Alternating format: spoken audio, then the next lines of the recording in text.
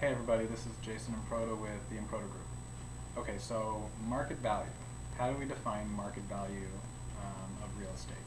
Really, it's kind of a subjective term because what I think the property is worth, what you think the property is worth, what he or she thinks the property is going to vary quite a bit. Typically, I like to say that the market value of a home is what a ready, willing, and able buyer will pay for your home in any given market. That's what a market value is. But these days, we have an additional factor. The factor's always been there, but it seems to be having more of an impact, and that is what the appraiser says. I'll give you an example. There was an agent in our office who had a listing. It was over $1 million. I don't have the exact price, but ultimately it had been on the market for a while, so they decided that they needed to sell this property, and they lowered their price. They lowered it by $150,000. And once they did, they got a buyer, and they opened up escrow, and everything was moving along nicely, and then they got their appraisal.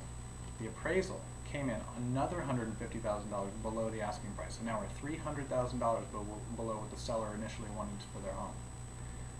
They appealed it. They did their best to convince the appraiser that he was off base. All of it was to no avail. And in the end, the seller just realized that they had to go with what this appraiser was saying. The buyer certainly wasn't going to pay with their original asking price anymore because it was theoretically below market value. So the seller did what I think was the right thing, and they sold their home.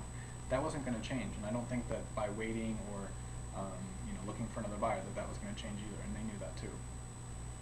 That is a perfect example of what an appraiser does in this market. It goes both ways, actually. I'm going out to a property in a little bit here to meet with an appraiser.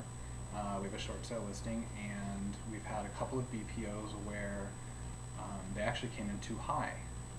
I'm not quite sure why. Well, I kind of know why, but we have a unique property in a unique community, and I'm not sure that the people who are doing these valuations were taking all of the important factors into consideration. So I need to go and sit with him and explain to him what's going on in this community, because we've had a lot of offers and they've all been in the same ballpark.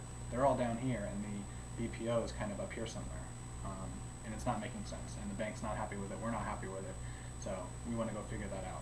All the power lies with the appraiser right now. So as a seller, if you're selling or if you're going to sell, you need to keep that in mind and be aware of it.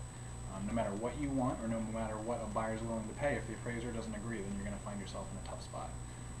Buyers, you should be aware of this too. So if you have any questions, comments, or concerns, give us a call. In the meantime, take care, and we'll talk to you soon. Bye-bye.